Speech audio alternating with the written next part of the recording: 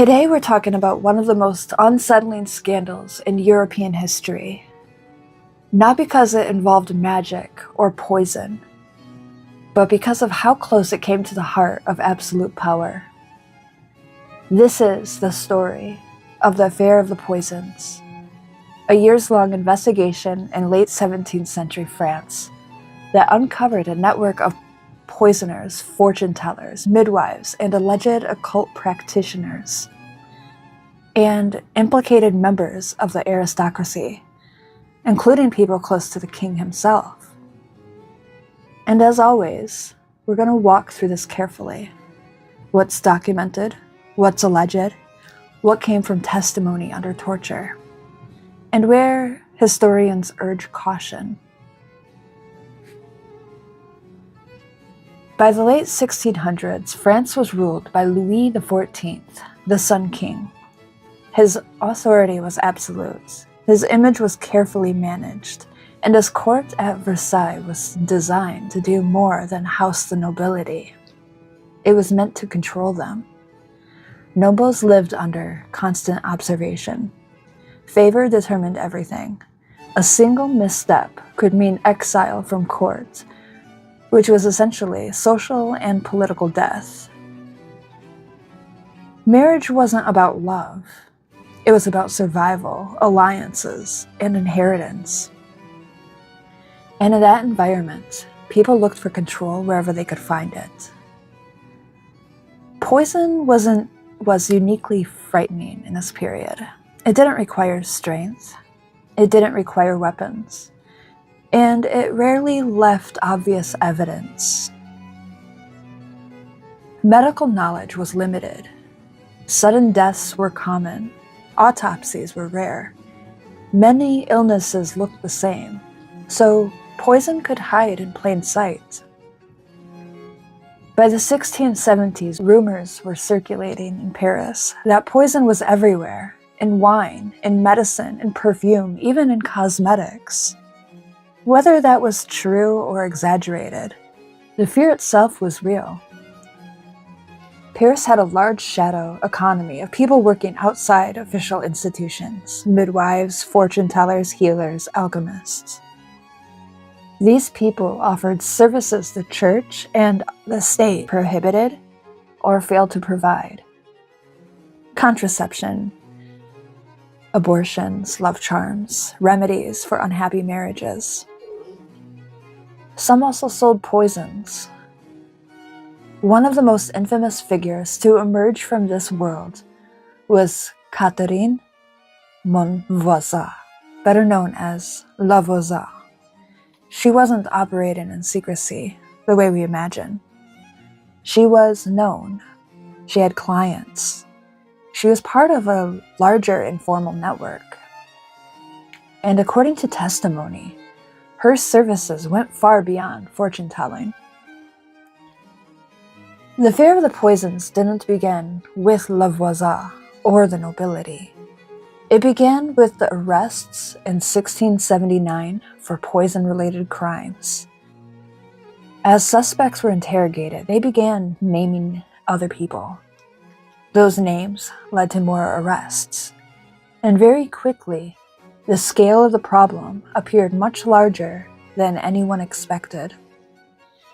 In response, Louis XIV authorized a special court, the Chambre Ardente, also known as the Chamber Ardente or Burning Chamber. Its purpose was to investigate and prosecute crimes involving poison, witchcraft, and related practices. And this is where things start to get complicated. The problem is with the evidence. Many of the most shocking allegations in this case came from testimony under torture. People under extreme pain say almost anything to make it stop. This doesn't mean everything they said was false, but it does mean we have to treat those claims cautiously. Some confessions were detailed and consistent. Others were vague and contradictory. Separating fact from fear became increasingly difficult. La Voisin was accused of selling poisons, arranging abortions, providing love potions, and allegedly organizing occult rituals, including so-called black masses. The descriptions of these rituals are graphic, but they come almost entirely from tortured testimony. There is no physical evidence confirming that these rituals took place as described. What we can say with confidence is that Lavoisier operated a profitable business catering to desperation, and that some of her clients sought harmful solutions. The affair became truly dangerous when accusations began to reach members of the aristocracy, and then whispers began involving Madame de Montespan, the king's longtime mistress and mother of several of his children. According to testimony, she may have sought love potions to maintain the king's affection. But let's be clear here. There's no direct evidence that Madame de Montespan poisoned anyone. She was never tried. She was never formally charged.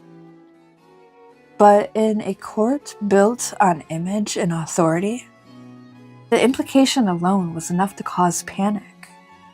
If people believed the king could be influenced through poisons or rituals, then his legitimacy was at risk. By 1682, Louis XIV abruptly shut the investigation down. The Chambre ardente was dissolved, records were sealed, some accused were executed, others were imprisoned for life without trial. This wasn't because the truth had been fully uncovered.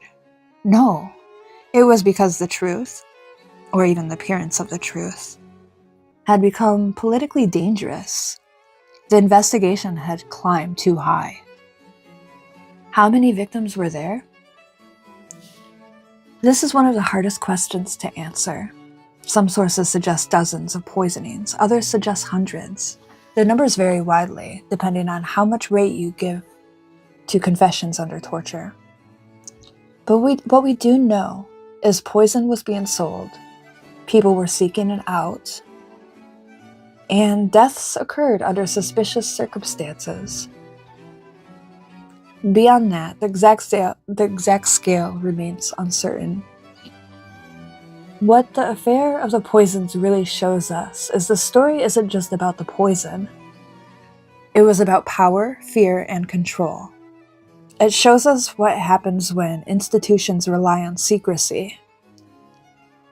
Justice is influenced by politics, and truth becomes negotiable. Louis XIV didn't end the affair because it was resolved. No, he ended it because it threatened the stability of his rule.